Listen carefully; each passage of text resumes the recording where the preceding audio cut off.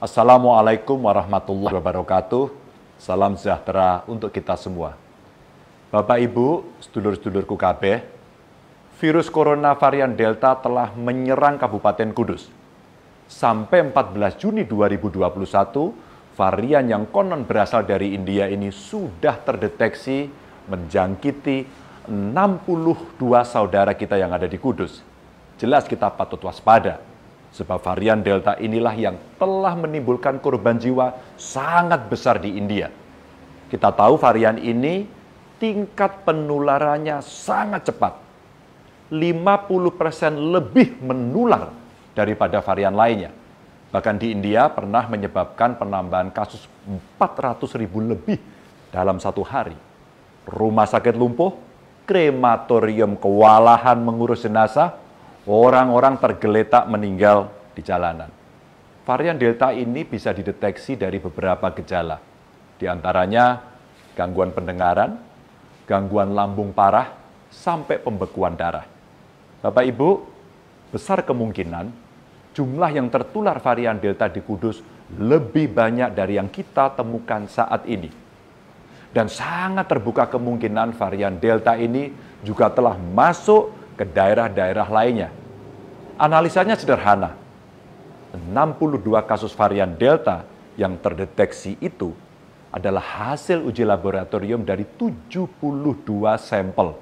Artinya 86,11% sampel yang kita periksa positif terjangkit varian Delta. Mau dibilang dan dibantah bagaimanapun, penularan COVID-19 di Jawa Tengah sedang tinggi-tingginya dan dengan varian baru yang lebih berbahaya.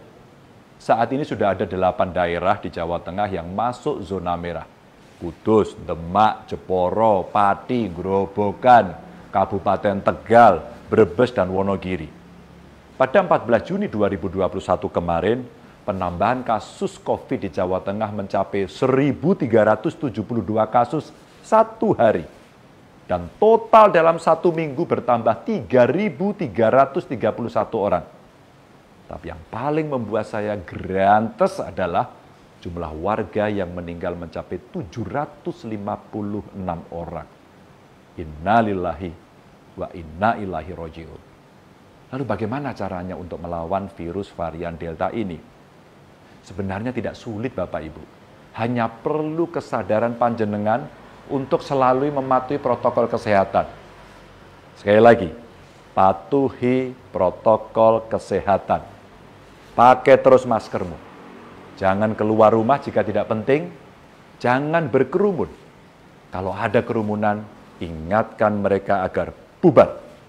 Dan sering-seringlah untuk mencuci tangan. Saya mohon kepada panjenengan tidak lengah. Karena virus varian Delta ini selalu mengintip ketika kita sedang lengah. Mungkin Bapak Ibu kemana-mana selalu memakai masker. Tapi kemudian membuka masker saat selfie, itulah celahnya. Sudah banyak contohnya. Kemarin, 13 guru di Sragen positif COVID hanya gara-gara tidak pakai masker saat selfie. Sikap menyepelekan itulah yang membuat kasus di Jawa Tengah terus-terusan naik. Saya meminta kepada seluruh warga Jawa Tengah mulai detik ini juga patuh dan taat pada protokol kesehatan. Kesadaran ini penting Bapak Ibu.